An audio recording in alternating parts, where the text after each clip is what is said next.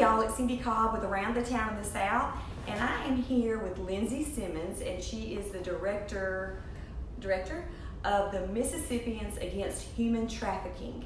And when I was asked to do this vlog, I definitely said yes because it is such a big concern, not just in Mississippi, but everywhere. Yet this is where we live. So thank you for joining our show today. I can't wait to hear what you have going on. I love doing these vlogs because I find out so much information about different organizations and what they do in our communities. I want to thank Northpark Mall for sponsoring this vlog. We love Northpark Mall. If you haven't been, you need to get out there. They got cool things for kids. Speaking of kids, they have a lot of kid activities. It's very safe. Security is great, but they have a lot of things to do. Also, Kim, Goodson, Crye-Leike Realtors. Thank you so much, Kim. If you're looking for a house to buy or sell, Kim is your lady. She's experienced. I think she won 11 months out of 12 last year as top agent. She will work for you. So thank you to our sponsors. So Lindsey, tell us a little bit about the organization. Sure. So Mississippians Against Human Trafficking formed about a year ago, and we have law enforcement all over the state who are coming together to make these task forces and work on trafficking operations, but we don't have a cohesive group for service providers. So we formed to be an umbrella organization for service providers in the state. We want to help them come together and know who's doing what, how we can work together, because we can't tackle this problem individually. Right. We have a lot of great people doing good things, but we want to know how we can all work together so no one's reinventing the wheel. Right. So that's our primary goal, is to serve as an umbrella organization to service providers. And we're also doing a lot of awareness, and we want to come alongside law enforcement too and support them in the good things that they're doing. That's awesome. It is such a big issue. I know a couple of months ago I was reading an article and it talked about the corridor of 20 from Vicksburg all the way to Tunsuba, which is right on the Meridian line, which it scared me to death because when you start to think about getting out of the car with your nephew, my nephew's here today, he's working my camera today, thank you, Brayden. When you think about traveling, especially as a single woman, and you think about your stops along the way, you really need a plan, and you really need, in my opinion, you need a code for your kids. Sure. So that if someone comes in the bathroom and says your mother's outside, she's been taken to the hospital, you need to go with me, they need to be taught a code. Sure. Are these some of the things that you are going to be teaching? Let's just back up for a minute. They're having a big event where you're going to be educated. The event is free. It's July the 25th. It's at the Fondren Church in Jackson, Mississippi, right up the road from St. D. And that's why we're really doing this vlog, because we want to showcase what they are doing and how you're training the public to be aware and proactive. So tell us a little bit about the event. Sure. So it's called Aware 2019, and it will be at Fondren Church, July 25th at 5:30. Free, open to the public. We'll have a general session of just kind of human trafficking 101. Here's our basic things to be looking for. And then we'll have breakout sessions for teachers, parents, law enforcement. We'll have one for labor trafficking, and then one for advocates, social workers, and counselors.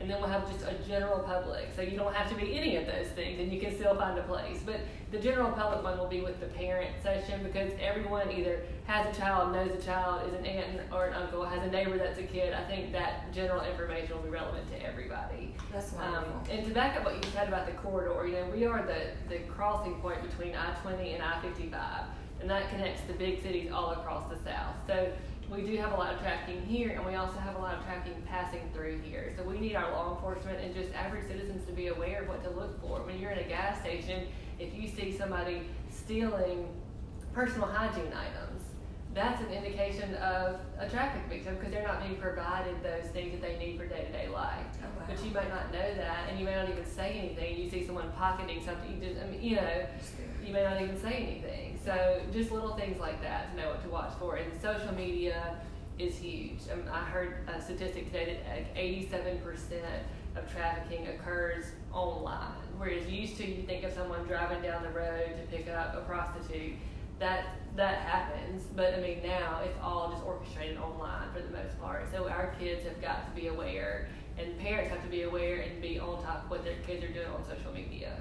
So I have a question about that, because that's new to me. I do know that, we do social media. I love social media. I love finding out things. I'm on it for the good. Sure. What would I look for on social media? So people target kids, and they're looking for kids who are posting things. Teenagers are so emotional, and they'll post something emotional about how terrible their day is or how awful their parents are or whatever. Well, they're fine in 10 minutes. but someone like sees on that and engage them in a conversation and get them in a weak moment. Through the messenger. Direct messenger, private messenger.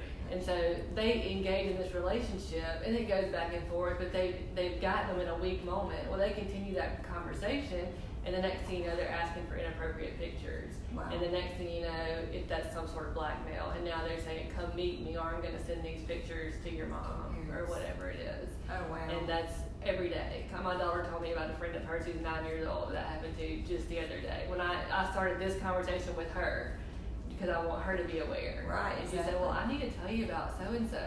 Wow. And that had just happened a few days before.